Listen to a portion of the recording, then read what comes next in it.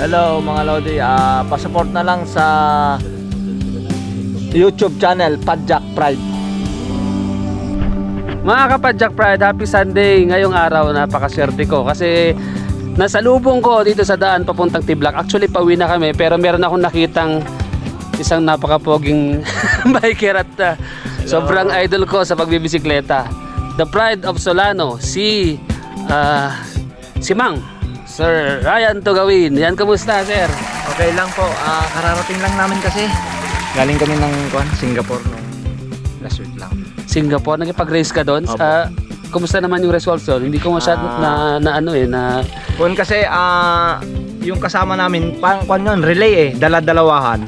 Ngayon, kasi laglagan yun yung team kasi 6 na team tapos malalaglag isa lang, 5 yung papasok sa final. Ngayon, sumemplang yung isang kasama namin kaya hindi kami naka-final. So parang team effort siya. Team effort. So anong naging place nyo doon? Wala nalaglag na kami sa semis.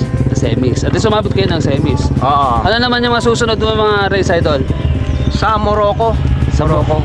Talagang out of the country na. Pag international ka talaga, doon ka na papunta. Kasi wala naman mga masyadong laro na dito sa Vizcaya, sa Pilipinas. Kaya medyo doon na lang tayo sa international. So hawak mo pa rin yung pangalan ng Excellent Noodles. Message mo sa mga fans mo idol?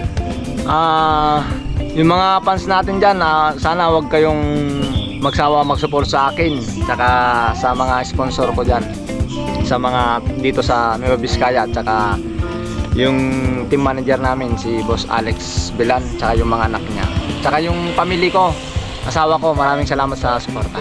Ayun, salamat Sir Ryan Tugawin. Good luck sa mga susunod mo mga race. Thank you.